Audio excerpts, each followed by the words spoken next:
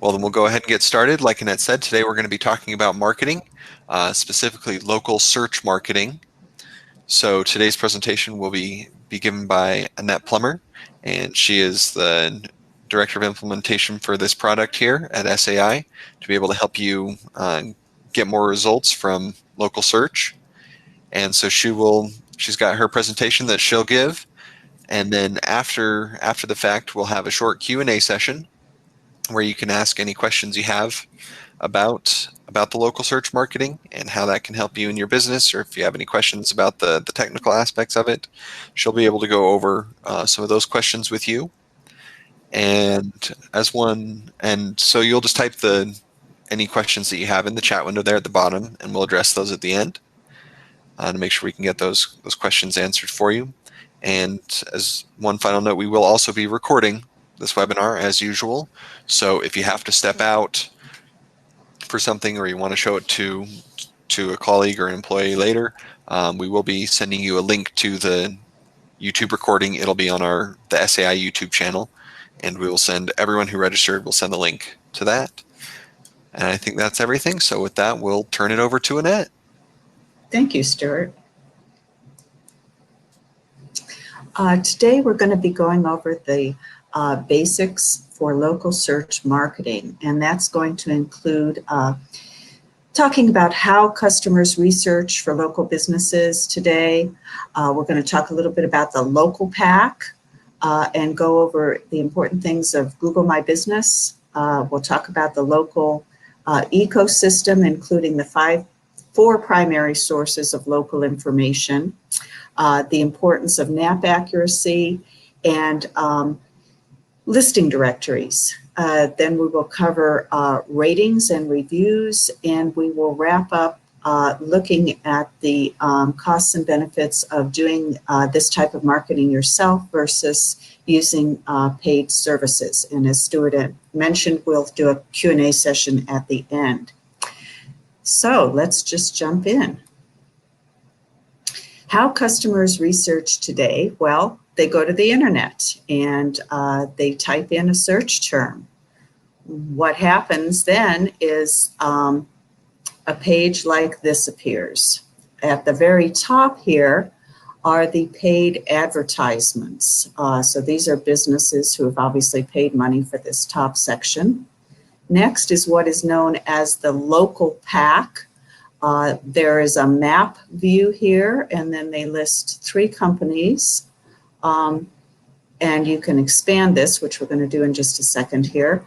Finally, at the bottom are the organic search listings. So these are companies whose websites have been optimized for the keywords that you are searching for. So if we focus on this local pack, when you click on that, what comes up is a larger version of the map and an expanded list of companies in the area providing these services. And this list of companies can oftentimes go onto multiple pages. And if we click on one of those companies, in this case we did Sugar House Signs and Banners, what appears is known as the knowledge graph. And this contains information about that particular company, including their address and phone number, their website, their hours of operation. It also includes some rating information and some reviews from customers. So how do you get into this local pack? Basically, what you need to do is to gain Google's trust. And to do that, there are 3 things that Google looks at. They take information directly from your company in the form of a Google My Business account, and that's where you provide information about your operations. They also look at third-party information, and these are from listings and directory services. And finally, they look at ratings and reviews for customers. And so let's talk about what we can do to gain some trust here with Google. The first thing is to establish your Google My Business account. And statistics show that 56% of businesses have not claimed their Google account. So if that statistic holds, half of the folks on the call this morning have not yet done this for their business. It's very simple. You simply go to google.com/business and you enter all of the information that they're requesting for your account. Google will then send you a postcard via the mail service. And the reason they do that is that they want to verify your address, your physical address. And on the postcard is a verification code. When you receive that postcard, you need to log back into the Google My Business account, enter the code, and that completes the setup of your account. For those of you that have done this, or when you get your postcard, you then want to go in and you want to provide a long description of your business. You want to include keywords that people might be searching for, signs or vinyl banners, and in that description, you want to choose the correct category, and that'll be a drop-down list describing the type of business operation that you have. In most cases, it's going to be a retail operation. You want to add photos. This can be of your establishment. It can be of signs that you've done recently for customers. In those photographs, you want to add several, and you want to include a nice profile image, a cover photo, if you will, that's going to pop up when your ad appears in that local list. Make sure you have a local phone number and a business address that is consistent with what's showing up on your website and what you're going to be using for other local directories. Make sure you have your days and opening times, and then we want to make certain that we get some reviews in there as well. So that takes us through the first step of gaining Google's trust with the direct business account. Next, I'd like to talk a little bit about listings and listing accuracy. So this is a diagram of the local ecosystem for listings. There's Google My Business and Google Maps, to which you have provided information about your business. But Google is also looking at other sources across the internet, and there are multiple sources where your directory listings appear. There are primary data aggregators, and this group of 4 companies, Factual, Info Group, Axiom, and Newstar Localize, provide data to other sources, and that includes key directories, many of which you've heard of: Yelp, Yellow Pages, Foursquare, CityGrid, Facebook, as well as geographic directories or vertical directories by industry. There are over 300 directories that have information about all sorts of businesses. There are also government sites that have information about your operations. There are news sites and just other places on the web where you've submitted things in the past. And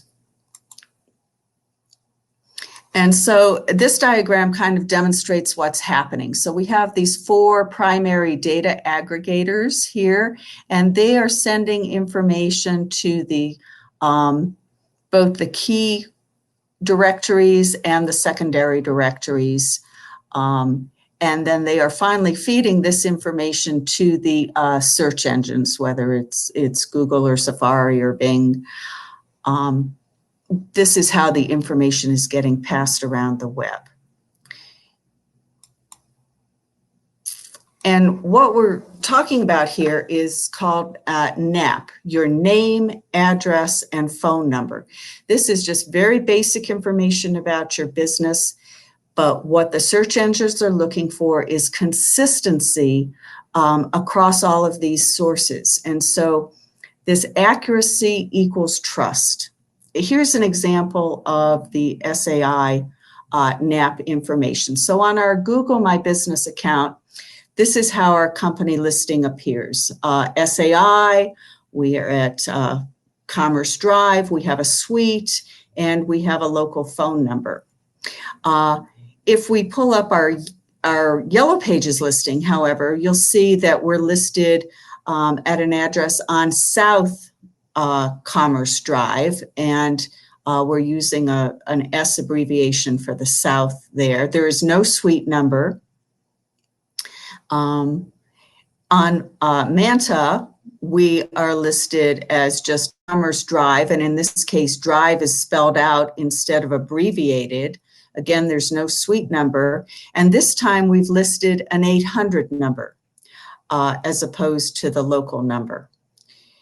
If we go over to the Better Business Bureau, our company is listed as SA International.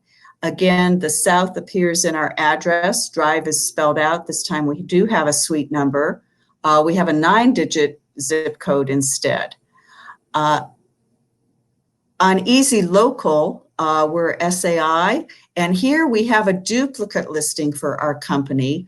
The one listing shows us at S Commerce Drive with the local phone number. The other listing shows us at Commerce Drive with an 800 number. And finally, take a look here at our Buzz file. We are spelled out as SA International Inc. Again, no suite number, differences in the way that the address is written.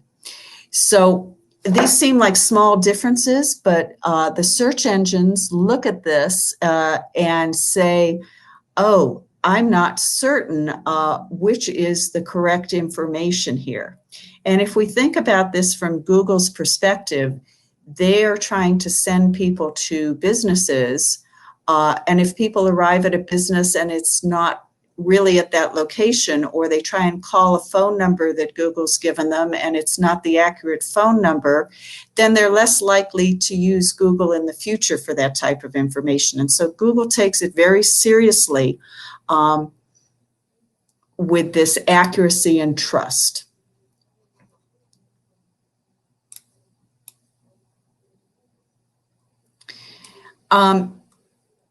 Getting onto directories is fairly easy. There's the 3 C's. You need to claim, complete, and correct.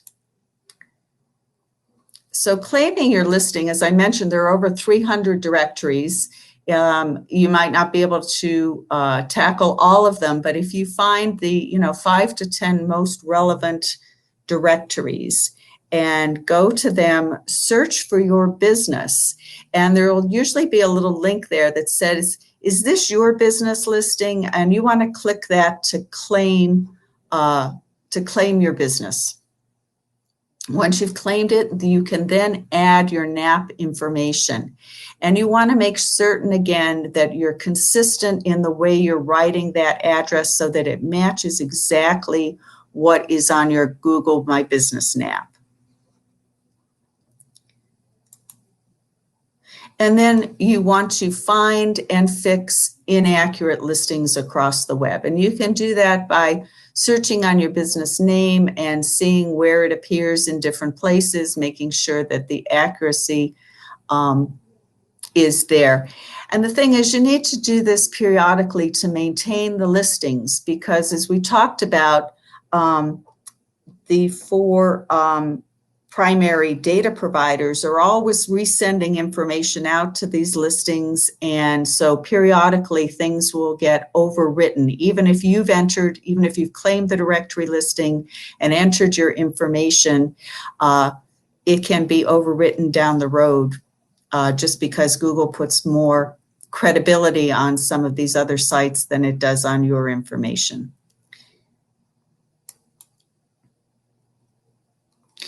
So we've covered the first 2 topics on how to gain Google's trust. The last thing we want to take a look at here is ratings and reviews.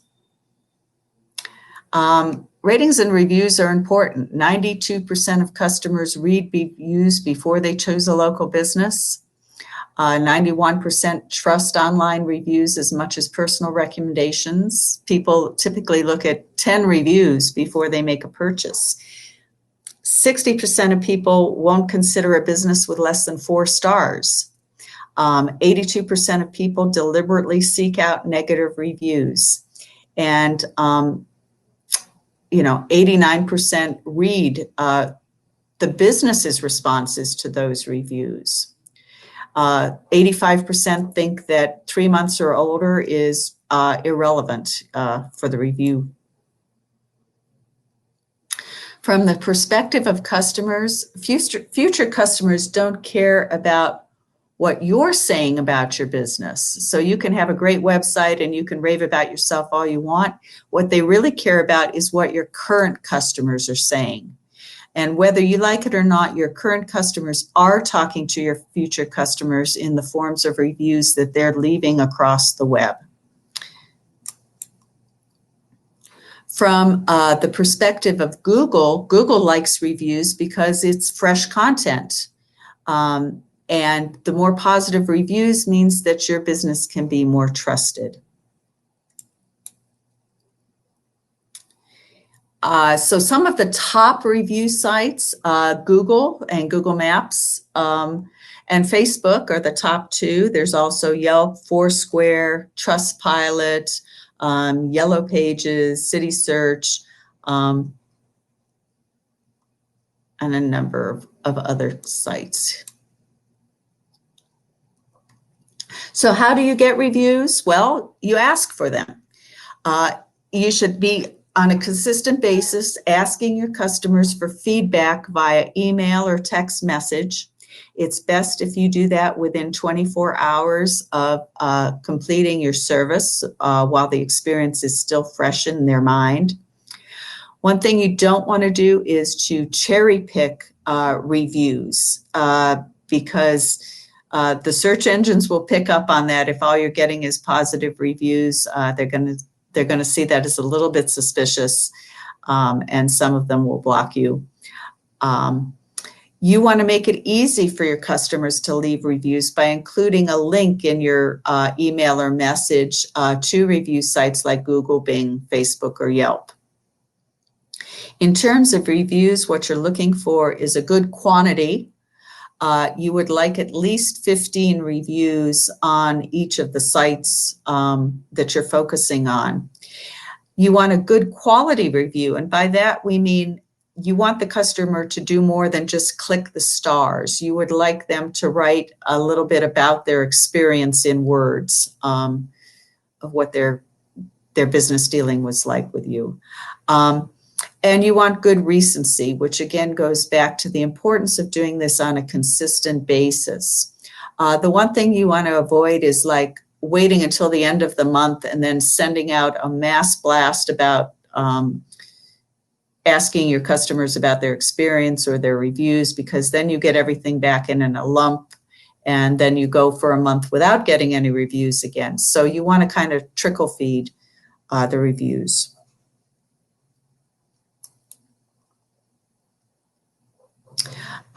It's important for you to respond to reviews, both positive and negative.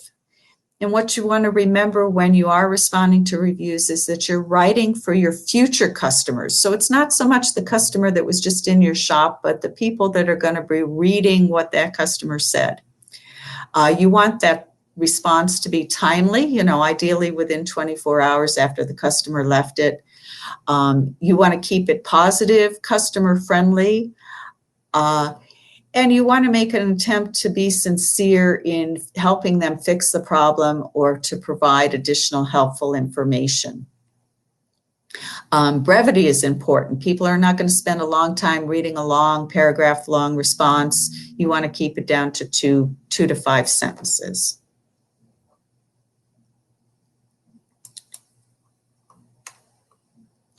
So all of the things we've talked about this morning are things that you can really do for yourself. And I hope that everyone here will take that first step, if you haven't already, and set up your Google My Business account because it is so easy to do. If you've set up the account, please go back and make sure that you have uploaded photos and descriptions and all the details that they're requesting. In terms of adding things to listing directories, again, these are things you can do. And the advantage of doing this yourself, people say it saves money, right? And I put a question mark next to that because we need to think about this. What we're doing instead of spending money is we're spending our time. Because it takes time to search for listings and reviews. It takes time to find directories and manually add your NAP entries. In terms of the 4 primary data sources, it's very difficult as an individual business to submit information to them. Sometimes it's impossible. They're only taking information from paid sources in a lot of cases. You need to remember to do this. You know, you're a busy shop. You've got a lot of things to take care of your customers. This is one more thing you need to remember to do. Periodically, the search engines and the directories change the rules. And so the way you did it last month isn't necessarily the way you have to do it this month. And the last thing, doing it yourself, you really don't get any type of reporting information on the effect that you're having with your business. Now, there are lots of paid services out there that will do this type of thing for you.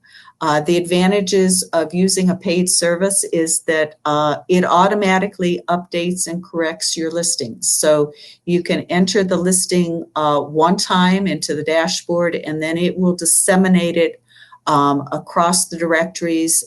It will also send to the 4 primary data aggregators, and you can get your listings corrected on there.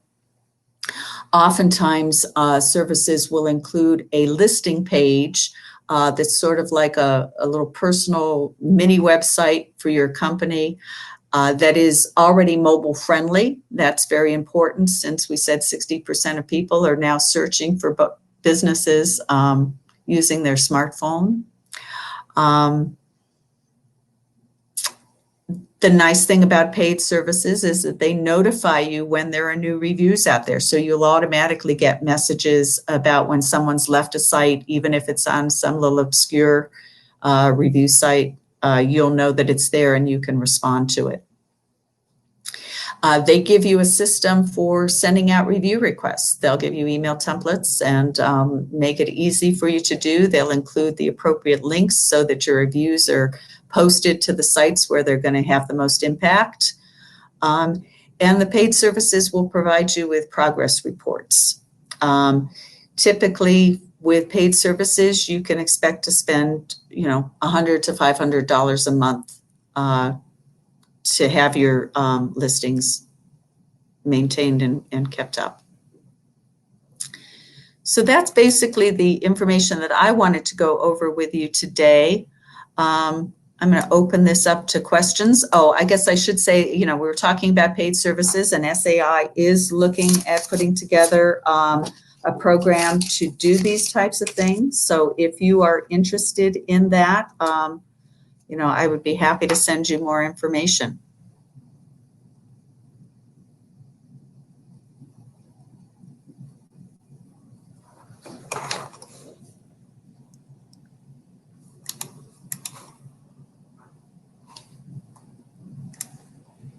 All right, I am Stuart. I am not sure that we are on sound here. Okay. Well, let's go ahead and open it up for if anyone has any questions. We do have one. I saw that Chad typed up earlier. He said, is there a way to get a list of the 300 plus listing directories? Yes, you can. I've got partial lists I'd be happy to share with people. You can search the internet and just say listing directories and you'll get a whole list of them. Okay. Will Martha want to know, will this be available to view at a later time? And yes, we are recording the webinar, so you can, we'll post it on our YouTube channel. You can look there. We'll send everyone a link so you can review it whenever you want. You can look at those percentages, statistics, and decide, where to focus your efforts for that. So it will be available to view later.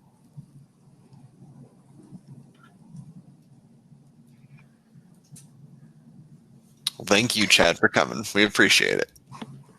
So just, I do have a question for the group that's online. How many of you would be interested in paid services that SAI has to offer? So to have someone else handle the Yes. online Yes. stuff.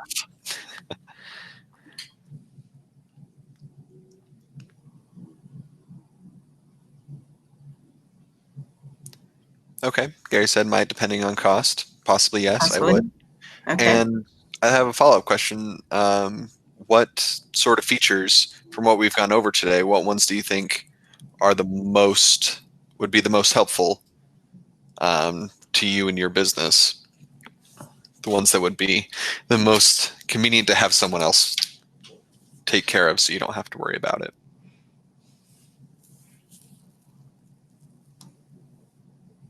Okay, seems like common consensus. People are interested depending on cost, which absolutely. Yeah, because that again is, doing it yourself is a time factor, and you have to, figure the time that you're spending is costing you money. And so it's a question of whether you want to pay in time or pay in funds. Right. Okay. Charlie did have a question. He said, what kind of value do you put on links to other businesses? Yeah, that is one of the factors that is in Google's algorithm. So Google has a whole algorithm, and they assign things. And if I recall from my readings, I believe it's about 15% or so that they look at having links both to and from your website as a To factor. other reputable For other businesses. reputable businesses. It's a good question. Yeah. Yeah. And Bruce said, is this considered a landing page?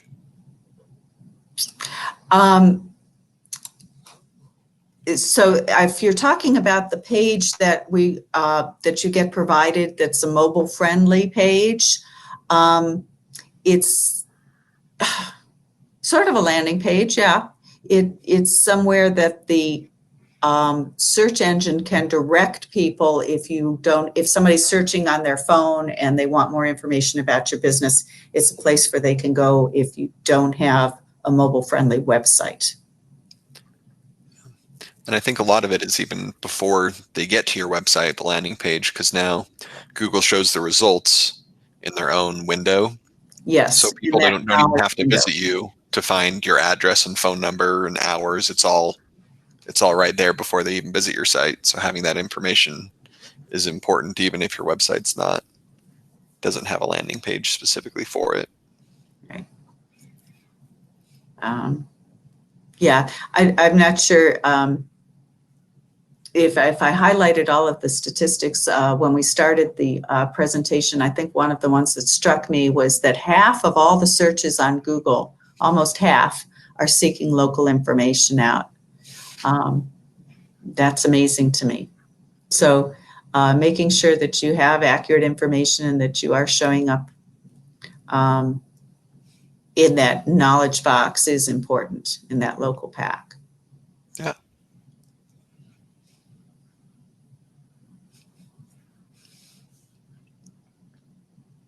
Got a couple other people that are typing their questions.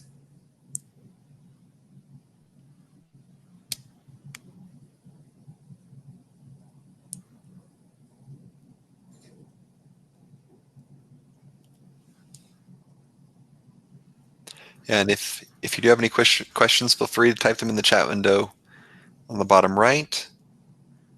Bruce said, how long does it take to get published once you're hired?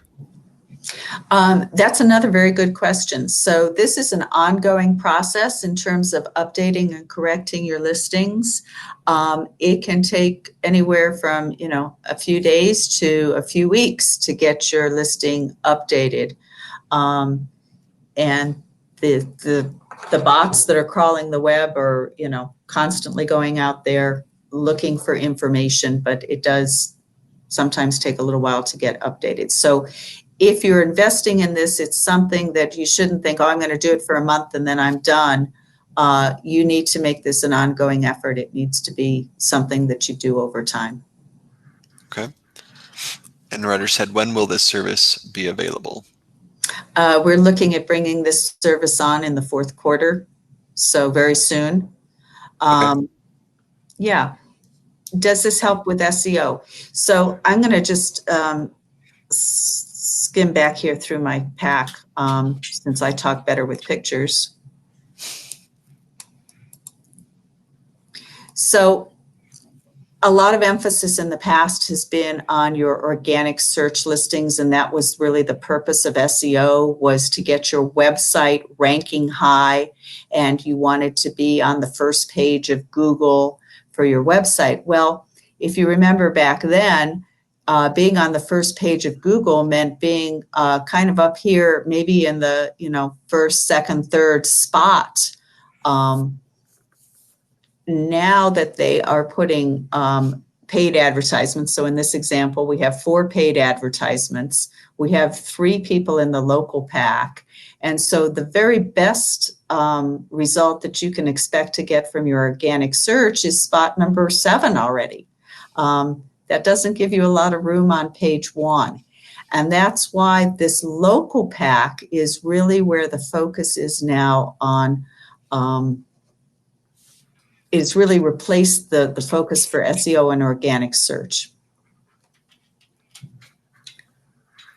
Yeah, that makes sense to me. I usually scroll past the paid ad section, but then local pack, you can see that they're, located nearby. You can see the reviews. Like, okay, lots of people like this company. They're probably someone worth looking at. And I think that gives more information than even the organic SEO ratings when I'm Right. looking for something local. Right. And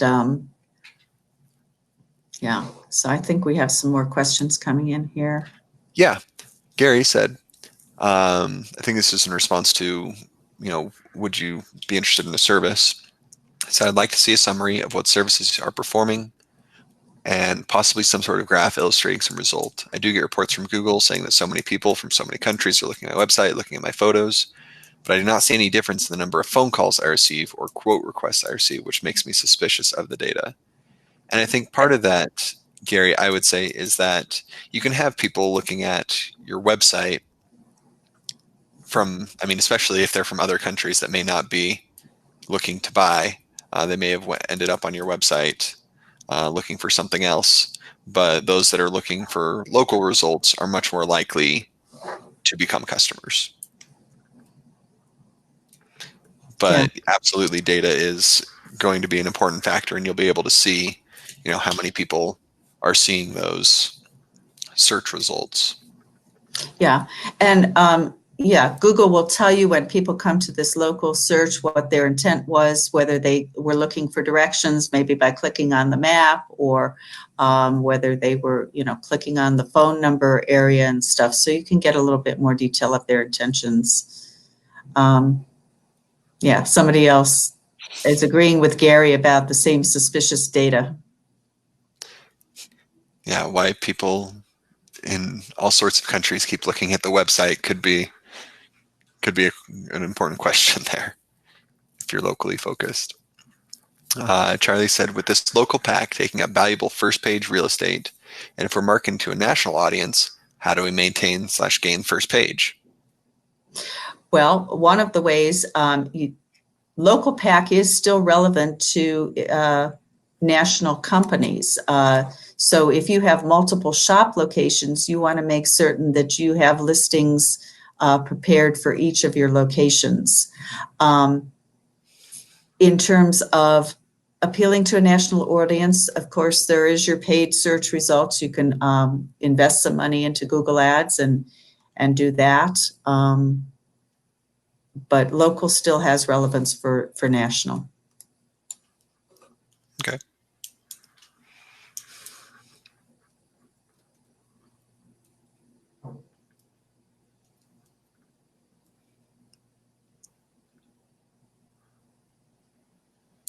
Lots of good questions here. Absolutely. Especially with your online, you're able to market to more than just your local audience, but you can nationally and even globally. Right. Okay. Well, I think that's all the questions we have currently. If you do have any others, go ahead and type them up right there. Otherwise, we'll end today's webinar. And if you think of one, 30 seconds after the webinar ends, go ahead and send us an email.